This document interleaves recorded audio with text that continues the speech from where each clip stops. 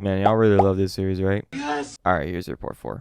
Juujika no Rokunin is a revenge horror series that follows Uruma getting revenge on his elementary school bullies by torturing them in ways that I sometimes can't even explain on YouTube.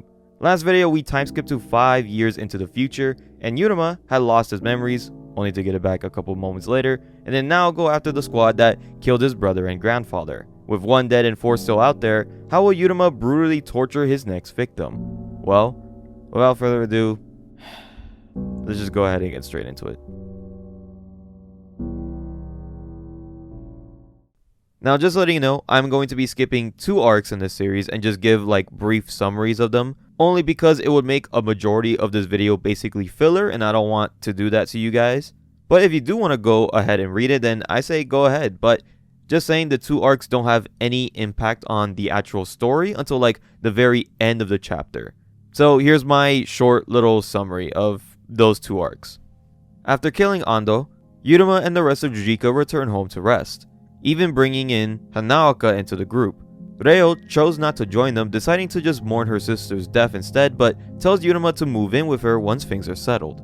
As Hanaoka and Kawana argue over Yuruma's affection, Kitami scrolls through social media and then sees countless people begging for Juujika's help. Meanwhile, Nakamura, one of the island leaders from the previous arc, is captured by Shigoku and Momoki, who lobotomize him and then turn him into a mindless cat. Soon after, a runaway girl named Rika arrives at Juujika headquarters begging for help. She tells them about Mumu Street, a place for homeless people and kids who have run away from home, where she was taken in by a man called the King. At first he seemed kind, but she was quickly enslaved and forced to wear a collar and then treated like a dog. The King beat her and the other girls daily, making them act like dogs to live. One of them, Hiroko, constantly took the punishment to protect Rika. After enduring endless abuse, Rika finally contacted Juujika, asking them to save Haruko and kill the King. Uruma and Kitami rescue the girls and then capture the King. In the woods, they lock him in a cage and infect him with a rare flesh-eating parasite. The parasite begins eating at his flesh, and he hallucinates the girls that he abused as grotesque dog-like monsters. With the King dead, Juujika celebrates alongside Rika and Hiroko, while detectives Asako and Mizuki investigate his disappearance but find no proof of Juujika's involvement. Kitami asks Uruma what happened to Ando's phone, and Uruma explains that when he tried to open up the phone, all of the data was wiped, so now they're back at square one. Later, a young boy named Naoki arrives for help. He says that he's being bullied by a classmate named Nagumo, who threatened to kill his little sister. Uruma takes on the case, seeing his younger self in the boy. When Naoki confronts Nagumo, Uruma is shocked to learn that his bully is actually a girl. The situation turned out to be a big misunderstanding, as Nagumo actually just has a crush on Naoki, and that Naoki only mentioned his sister to make her jealous. The arc ends on a light-hearted note with Uruma and the girls drinking while Kitami sulks alone at headquarters. However, suddenly, a phone rings, and it's not Kitami's, but Ando's. And again, honestly, these 2 arcs are just filler. It's not even hiding it. It doesn't connect to anything of the series, and again, it's literally just filler. I know I said in the last video that some of the chapters feel like filler, but honestly, looking back, you can make a strong case that this was just building character, giving us time to learn and get connected with Kitami and Kawana. But these 2 arcs, again, didn't include any of that. I did like the hallucination part, and I'm not gonna lie, the Naoki arc was pretty short, but also pretty funny. But again, reading it midway, I was just dying for them to just hurry up and to just get on to one of the revolutionary leaders. But now that the filler is gone, we can now finally get back to the actual story. Kitami answers the phone, and the person on the other end says, "It's been a while." After a night of partying, Uruma and Chizuru go out to a park to talk. Chizuru starts to ask Uruma if they could become something more, but before she can finish, Uruma interrupts, saying that he can't be in a relationship with her and that he's sorry. Chizuru quietly kisses him, then gets up to leave, but Uruma hugs her from behind and apologizes once more. We cut back to Kitami, who's still on the phone with the mysterious caller. The voice continues, "Seems like you finally managed to kill Ando. You seem to be doing well, Uruman." Kitami says that he has the wrong person, but then the man hangs up. The next day, Kitami tells Uruma about the call and mentions the man, referring to him as Uruman. The name triggers something in Uruma's mind. Suddenly, a client walks in, a young woman who looks exactly like Kaname. Uruma instinctively calls out her name, shocking her. She explains that her name is Matsushima Kaname, not Shirakawa Kaname. Uruma apologizes, saying that she just resembled someone that he used to know. It's clear that she's only a look-alike. Shirakawa Kaname died 5 years ago. Matsushima explains that her boyfriend has been frightening her lately. He used to be so kind, but recently he's become more aggressive, telling her what to wear and humiliating her in public. She doesn't have any photos of him because they were all deleted. Uruma tells her that this isn't really the kind of case Juujika handles. But then suddenly, Ando's phone rings. Uruma excuses himself to answer it and then agrees to meet the caller, who turns out to be Jun Shirakawa. Jun greets Uruma in a friendly tone, but Uruma gets straight to the point, demanding to know why Jun has Ando's phone number and whether or not he's a part of the Revolutionary Club. Jun reminds him that 5 years ago, the Revolutionary Club were the ones who killed Kaname. Since then, he's been hunting them down and managed to obtain Ando's contact information during a search. He warns Uruma that his own actions have attracted the club's attention, then asks him to join forces in tracking them down. In the middle of their conversation, Uruma suddenly experiences a strange flash, an image of someone pointing a gun at him, though their face is completely hidden. Jun receives a phone notification revealing that his wallpaper is a collage of photos of Kaname. Back at the office, Kitami and Kawana decline Matsushima's request, suggesting that she should just try to talk things out with her boyfriend. Kawana even recommends she speaks with her parents, particularly her mother, but Matsushima reacts strangely to the mention of her mother, before quickly returning to normal and then leaving. Meanwhile, Jun explains to Uruma that the person who kidnapped Kaname, Momoki, is the head educator of the club responsible for training new soldiers. He located her hideout and says that in 2 weeks, reinforcements will arrive at the club main base. That's when he wants Uruma to infiltrate and eliminate her. Uruma asks for time to think it over, and Jun gives him his phone number, telling him to call if he changes his mind.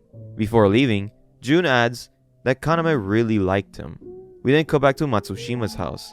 She's talking to her mother, but the camera slowly reveals that there's actually no one in the room. Her father then walks in and casually asks his wife to pour him a beer, then pretends to drink from an empty glass. Matsushima calls for her younger brother, Jun, and then a small boy comes running down the stairs. The family sits down to eat dinner, chatting cheerfully. Then they all turn around towards an empty chair and ask how mom's day was. After a moment of silence, they all start bursting into laughter, continuing their conversation as the camera pans to a door with bloodstains and a weird liquid seeping out from underneath. Back at the office, Kitami checks Matsushima's old Instagram photos and notices that she looks completely different from before. Her appearance has drastically changed. That night, Uruma tells Kitami and Kawana everything that happened with Jun, and they fill him in on Matsushima. Uruma doesn't believe Jun's story, suspecting that it's all a setup, since on the night Uruma was arrested, the club escorted Jun out of the school. To be sure, Uruma placed a tracker on Jun, planning to monitor his entire movements for the next 2 weeks. Meanwhile, Asako and Mizuki continue their investigation. Mizuki gives Asako files on missing people from the past 2 years, suggesting that Juujika's victims might be among them. As Asako flips through the documents, she begins to recognize several familiar faces.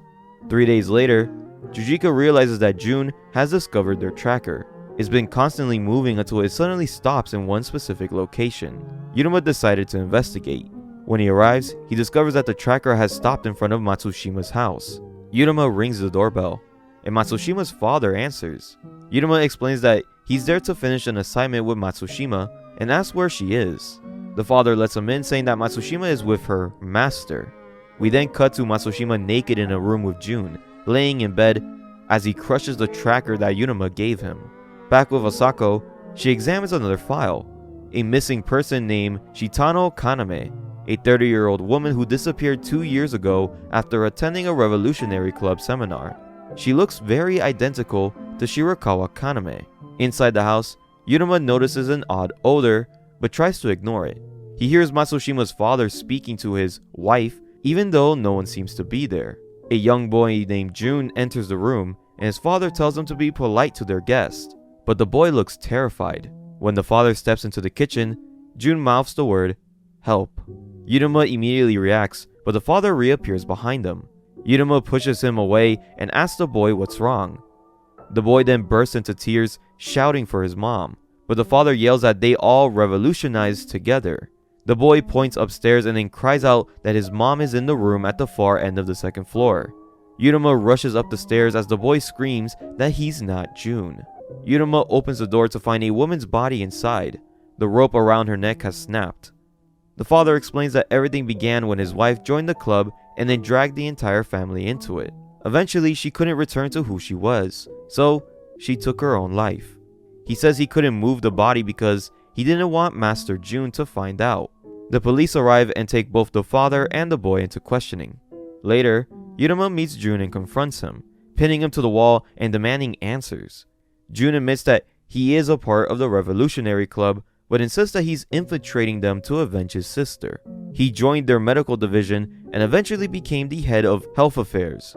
He explains that Matsushima suffered severe facial burns in the past, and through the club's medical experiments, they used DNA from the original Kaname to restore her appearance, making her look identical to June's sister. Matsushima confirms everything, explaining that she didn't know how to fix her family's problems and couldn't stop her father from losing his mind. She feels guilty for ignoring the truth about her mother's death and decides to leave. Before going, June asks once again if Uruma would help him into killing Momoki. Uruma doesn't answer.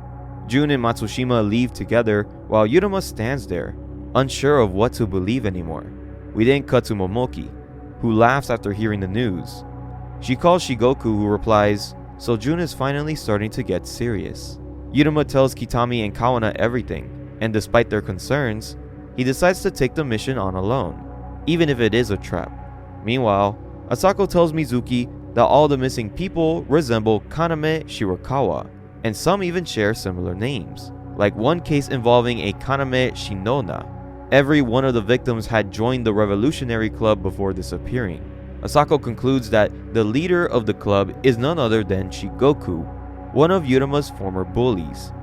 She also learns that the Shinoda case is connected to a club facility in Mount Notomi, the same place that Uruma plans to infiltrate. Both parties set their plans for Christmas Eve, just 7 days away. That night, we see Chizuru out with a friend in the city when June suddenly appears right behind her, inviting her to dinner. During their meal, he casually mentions that he's recently spoken with Uruma, then asks Chizuru if she's still in love with him. Moments later, everyone in the restaurant stands up simultaneously. June smiles and tells Chizuru that he'll let her meet him. His men then knock her out unconscious and then carry her away. The day finally comes, and the Juujika group drives towards Mount Notomi. As they make their way down the mountain road, Kitami starts to feel uneasy. Something about the area just seems strangely familiar. Eventually, he stops the car in the middle of the forest and then tells Uruma where to go meet June. Uruma and June reunite, and June explains that they have to reach the Revolutionary Club base by crossing an abandoned bridge nearby to enter through the back. The two then begin walking across the bridge when June suddenly tells Uruma to stop and stand where he is. June continues to walk forward, and then he turns directly towards him. At that moment is when Kitami realizes why the mountain looks so familiar. This is the same place where he first met Uruma years ago. On the bridge, June suddenly pulls out a gun and points it at Uruma. He asks, "You really don't remember, do you?" Uruma suddenly experiences vivid flashbacks back to his time in prison and one stormy night when he saw Shigoku getting into a car. Just as he was about to catch up, June approached and shot him in the ribs, then threw him off the bridge into the water below. Now in the present, June shoots Uruma again. Uruma collapses to the ground, his vision blurring. The last thing he sees before blacking out are several figures resembling Kaname surrounding him. When Uruma regains consciousness, he finds himself tied up next to Asako and Mizuki already bound nearby. Uruma asks how they were captured. Asako explains that they weren't allowed in through the main entrance, so they tried to sneak in through the back. While inside the base, Mizuki had found a disfigured woman covered in surgical scars. As she tried to help, both her and Asako were ambushed by June's men and then taken captive. In the present, a voice echoes through the dark room. It's a monologue being played over loudspeakers. As the lights come up, they realize that they're sitting inside a theater. The words being spoken are from the prologue of Romeo and Juliet. The curtains open, and the performance begins. The same play that once appeared during their high school festival. The show starts with a puppet reenactment of Jun and Kaname's relationship. Then a new character, a villain named Uruma, appears. The story depicts Kaname falling in love with Uruma, but Jun, realizing that Uruma is a devil, chased him away. The next act transitions to live actors who look exactly like Kaname and Uruma. The play restages their high school festival performance of Romeo and Juliet. However, it twists the event to make it look like Uruma was manipulating Kaname. The performance even recreates the moment when Uruma and Kaname were alone together at the Love Hotel, however distorting it to portray that Uruma was actually assaulting her.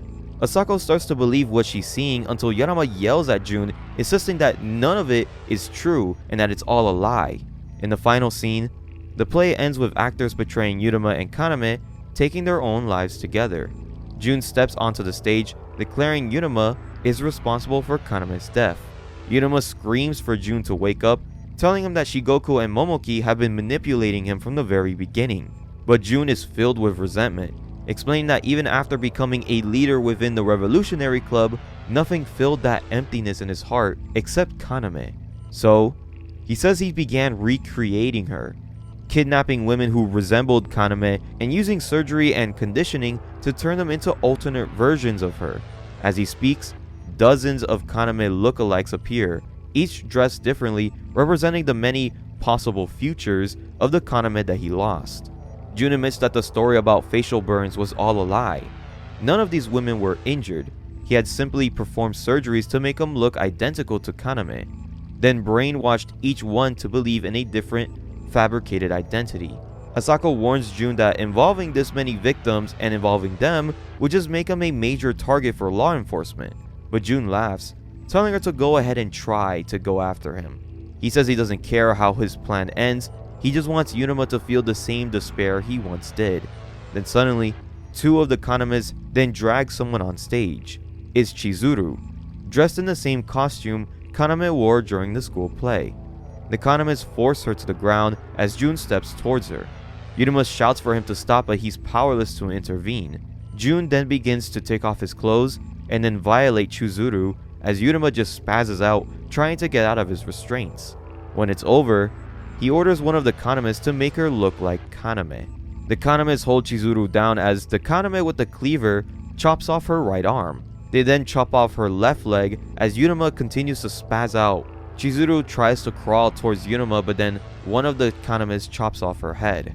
Jun grabs the head of Chizuru and then places it on his lap, continuing to taunt Uruma as he just stares off. Jun then walks off stage and then orders the Kanames to kill Uruma. Just as they raise their weapons, an explosion rocks the building, causing a blackout. Taking advantage of the chaos, Mizuki cuts through her restraints, freeing Asako and Uruma, and the three make a run for it as another explosion shakes the compound. Kitami and Kawana have launched an assault outside. By the way, I just want to note that Mizuki could have just cut her restraints this entire time. So that also means that she just let Chizuru get not only violated, but also murdered, and she just decided not to intervene. Uruma, Asako, and Mizuki hide in another room. Mizuki tries to speak to Uruma, but he gives her a blank stare before suddenly knocking her unconscious. When Asako reacts in shock, he knocks her out too, and gently places them both inside lockers, apologizing and saying that he has to do this alone. Uruma sets off through the hallways, muttering that he needs to kill Jun. As he moves through the corridors, he cuts down countless club members one after another, driven purely by rage.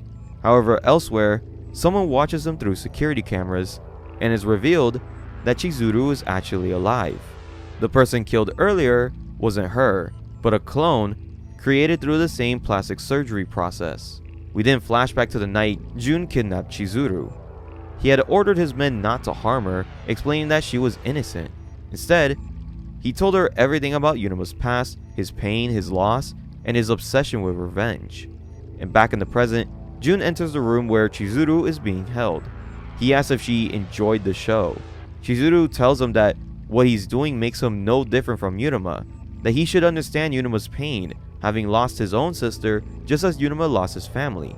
She says both Uruma and Kaname care deeply for each other and that it was mutual. Jun was the one who destroyed that bond.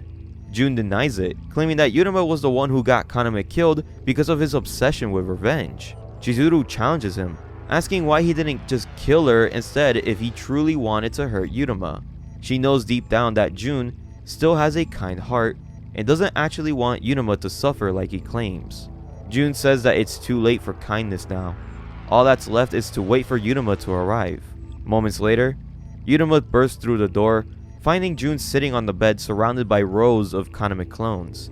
As Uruma steps forward, Jun smirks and gives an order for every step that Uruma takes, one of the Kanames must end their own life. Uruma freezes in shock as Jun toys with him, fully aware of how to exploit his weakness. Uruma screams that the real Kaname would have never wanted this, and when Jun hesitates for a brief second, Uruma lunges forward, tackling him to the ground, holding a knife to his throat. Chizuru then rushes in, begging Uruma not to kill him, explaining that the woman who died earlier wasn't truly her, but a clone. Before Uruma could respond, Jun punches him in the face and then pins him down, yelling at Chizuru to just shut her mouth. Jun admits that his plan was to make Uruma suffer in despair even longer, but now, change of plans. He pulls out his gun and points it directly at Uruma's head. However, as Jun's about to pull the trigger, his hand starts to tremble. He can't do it. His head begins to pound, and the memories of his time with Kaname and Uruma flood back. He turns, and he sees Kaname standing right in front of him. Jun finally understands everything. He lowers the gun slightly, and then he turns it on himself and pulls the trigger. Chizuru screams as Jun collapses. However, Uruma begins striking Jun's lifeless body. Enraged that after destroying so many lives, Jun decides to take the easy way out by ending his own life. Chizuru cries and begs him to just stop as Mizuku and Asako arrive. The four of them silently leave the room. Behind them, the rows of Kaname clones all take their own lives. Kitami and Kawana see police cars entering the base and then arrest the remaining goons inside. Mizuki confronts Uruma, explaining that Shigoku is the leader of the Revolutionary Club and was once one of Uruma's bullies. Uruma denies it, saying that he was never bullied, even though there's literal case files on it, but okay, whatever. We then get a flashback of Mizuki talking to Anzai about Uruma. Anzai admits that he has some suspicion around the entire Uruma incident, that maybe Uruma is targeting his past bullies, but he adds that they still need to ask themselves who the real villains are. Back in the present, a police officer enters and then tells the group that they found the 13 dead Kanames. However, there was no sign of Jun's body. We then see Nakamura carrying Jun's corpse over to Momoki, who says that Jun still has something else to do. Asako asks Uruma if he's still fighting some kind of battle, but before he can answer, Mizuki interrupts and then tells her that they're heading out.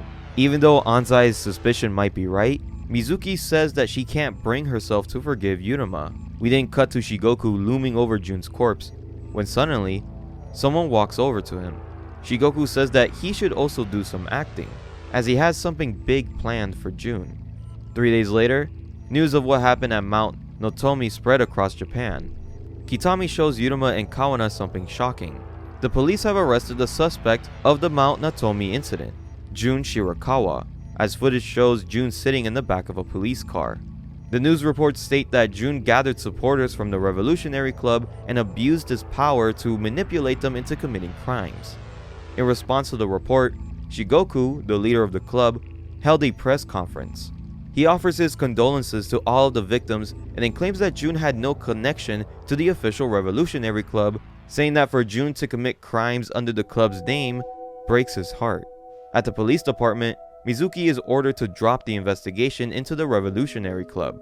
Asako is obviously pissed about this, but Mizuki tells her that she knows of one club base where they could find evidence, and then hopefully leak it to the press.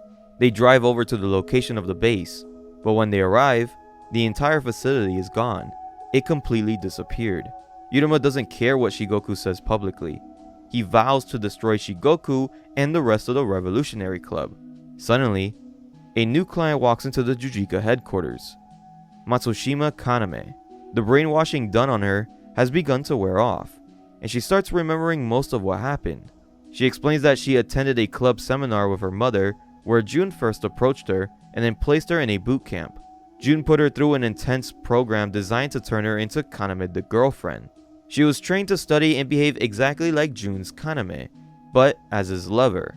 June would constantly test her on her reactions, her way of speaking and her mannerisms, and if she got anything wrong, she'd be shocked as punishment. After a while, Matsushima learned all the language and behaviors that June wanted, and it was time for her to undergo plastic surgery. Matsushima breaks down crying, saying that her face isn't even her real one anymore. Uruma tells her that he can reverse the surgery and return her face back to normal, but they can't really avenge what June did since he's already dead. However, Matsushima tells him that it wasn't June who performed the surgery. It was Momoki. The arc ends with Matsushima pleading with them to kill Momoki. And that's where we'll end this part of Juujika no Rokunin. At first I didn't really like where this series was going with the 2 filler arcs, but as soon as we hit the June arc is when things started to pick up, and honestly, I kinda did enjoy it.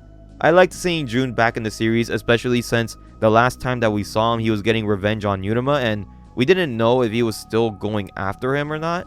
Even though this series has been known for going way too long, I did think having an arc just for June and still applying it to Momoki was a pretty smart move of keeping the series going. The only complaint I have about this arc is like the police getting involved and not trying to arrest Uruma, or not having a Uruma versus June versus the police showdown. It seems now that Uruma and the police would be sort of working together, but like kind of separate on trying to take down the club, which is fine. It's not that big of a deal, and it's honestly pretty cool. So shockingly, yeah, I kind of did like this part of the series. Now, let's just hope that the next arc keeps the same vibe. But I hope you guys enjoyed this video. Remember to join the Discord, Patreon, and YouTube membership. All of the links will be in the description below.